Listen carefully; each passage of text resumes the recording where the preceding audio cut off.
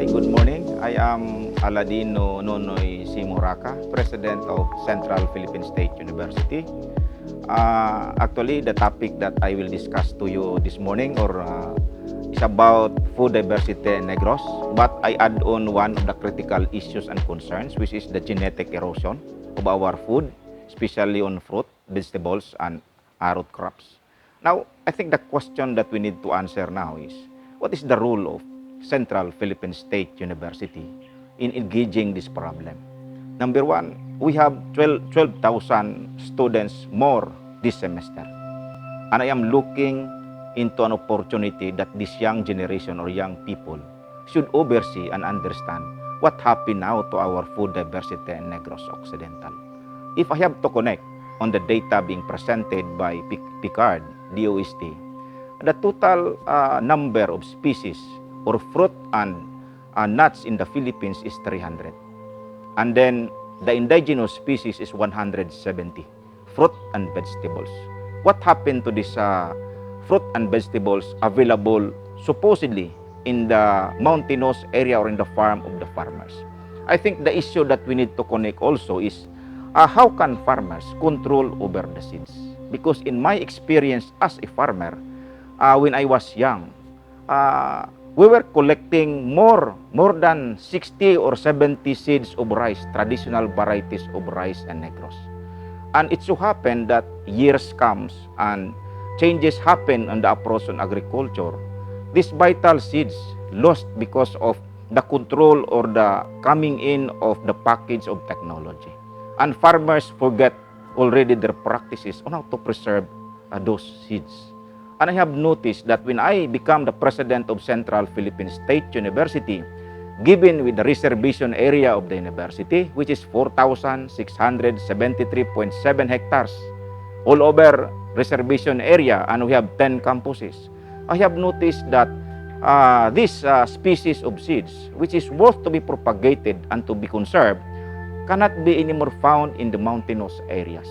If we have to reach out other areas, and I try to attempt that this food species will be protected so that in the near future and the next generation will also have to experience this level of consuming these nutritious types of food, fruit and vegetables in other root crops. Now, I think the general view why I am strongly popularizing this campaign of protecting, conserving all the seeds that will anchor on the diversity of food in Negros Occidental, because our community is compact and we have 3,000 more or less household or families occupying the reservation area, and more or less 5,000 up to 6,000 population of IP or indigenous people are residing in the reservation area. And I have noticed that most of these species are preserved by these people. So when we conducted an inventory, how many and is there any available seeds that can be propagated? And I have noticed that there are. I have to highlight example. The tinigi variety of corn, which is our consumption before, and we are planting that one as preserved variety of corn intended for our consumption. I have noticed that there are plenty of farmers or people in the upland areas who are still propagating on that. And that is intended for their own consumption. So, you know, the replacement of that variety is critical, because if the corn variety will be substituted by GMO variety, then that is the very critical condition that will be happening in our area. And the Central Philippine State University position offensively on how can we preserve that seeds. And in fact, I have already conducted an inventory, and there are 20 families still preserving that in our community. And plus also the preservation on the vegetables like the wing bean, the pigeon pea, which can be locally called as cadyos. That's a very promising vegetables or legumes that can be used, of course, on industry development in the future. Now, what is most alarming when I conducted the process, because I supported farmer that this product will be processed into high-valued food. Now, when I tried to source out, very limited yung source, or the source is very limited.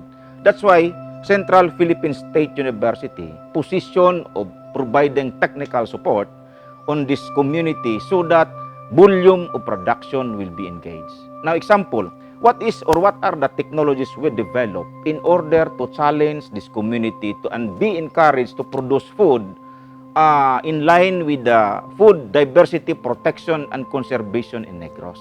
So we need to create market and we need to push for other options so that they will be encouraged to do so. Now, what is the critical aspects that as far as our development is concerned as role of the university? We develop the flour making and we have now produced the pigeon pea can be converted into flour. Because if I look at it, during, of course, our local food, which is the KBL, pigeon pea is very known. But I have noticed that when farmer will have to cook pigeon pea, it will take 1 hour to 2 hours to be boiled because hard. And I have noticed that if that practice will be continued, there will be massive destruction of forest because it requires more fuel. So the technology we impose or we suggested is we grind that through our flour machine and we produce powdered pigeon pea, and then farmers were encouraged to do so and support our action because that can be one of the high valued product which can be possibly be considered in the market as one of the potential product.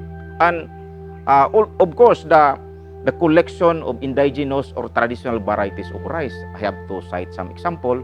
The Palawan variety, local name, the Santa Cruz variety, the Sampaguita variety of rice, and they are classified as heirloom variety.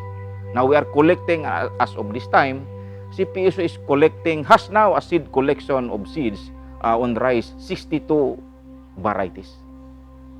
Where is the source? The source is coming from the mountainous areas of Negros Occidental and Negros Oriental. And the beauty of that collection, because we have noticed that there are still unique variety. If you can process that one into flour, I think, and other type of product that can be used to back up the food industry in Negros, that is a very promising option. So, and I have noticed that there are others who are using, like example, the mabulo fruit, totally rejected in our campus because of the odor and others. Now, we were challenged to do so because that is a very important and that is classified as one of the nutritious fruit in the country. And that is very, the supply is available in our campus. But students did not know that that is a very nutritious fruit. That's why I am popularizing that so that students will learn. And now, in the process of preparing muscovado example, when I tried to connect with the indigenous people in Ayungin Oriental, boundary of Negros Occidental and Occidental, I have discovered that there is a local variety of sugarcane called malimama. And as far as claim of the IP, they use that variety as their medicine. But when I tried to collect planting material and plant it in the campus of the university, I have noticed that the sugarcane variety will not adapt on our climate in the reservation area. So my findings is that is only designed for growth and development in their area. So what we did, or CPSU in partnership with RU Foundry, in partnership with Fresh Start, in partnership with Maize Organic Garden and Eco Agri Development Foundation, and other partner agency like the Department of Agriculture, DUST, will be implementing muscovado processing in that community to address the propagation of that unique variety of sugarcane. Because if that will be popularized, that is one of the food supply that can be promoted, and wherein community will have to avail also of the premium price if we can help them. And the stage we have now tried to produce muscovado out of that variety, and the result is very, very promising. And we are planning that that variety will be popularized and be named through bringing the name of the community wherein they are living. Now, aside from that, when I to connect other municipalities and cities, we have sourced out at least 11 varieties of rice from the Bayawan area and Mabinay area. And also part and parcel of Bantayan area or Barangay Bantayan, which is basically part of Kabangkalan City. Now, if I have to inform the group, the richness of species still can be found in the boundary of Oriental and Occidental in the mountainous area. So if those people who wanted to cooperate and participate in this campaign, preserving the food diversity in Negros, and of course retrieving the seeds that were already lost, that area are still the source of our planting material, seeds, and others to expedite the process of popularizing those varieties which can be used to support our food industry in Negros, not even in Negros and other part of neighboring island and others. So if I have to connect now, what will be the continuing effort of Central Philippine State University in doing this?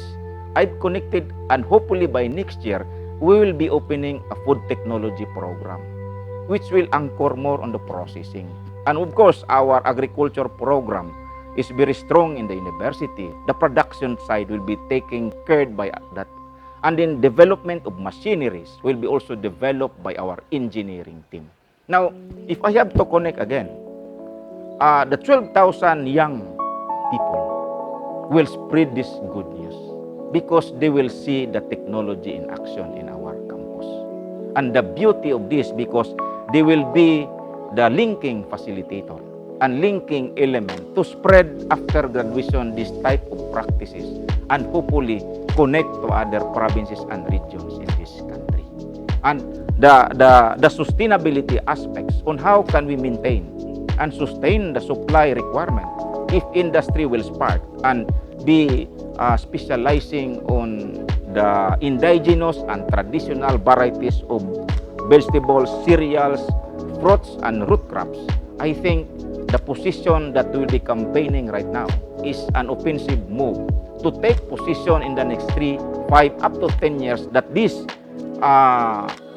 declining availability of seeds for that food diversity in Negros will be backed up by that initiative. This is a long shot, this is long-term engagement because our diversity or biodiversity in Negros already destroyed and it takes time to recover it. And I think the young generation is the game of the day, that they will be aware that we need to popularize this model on the basis of giving more attention that this will support the nutrition requirement of our body and of course employment generation. And I am believing more on the level that rural industry development in the countryside will be developed and enhanced so that urban or migration from the rural areas to the urban centers will be minimized. Hi, I am Aladino Nonoy Moraca, President of Central Philippine State University. I am proud to be part of Terra Madre 2020, our food, our planet, and our future.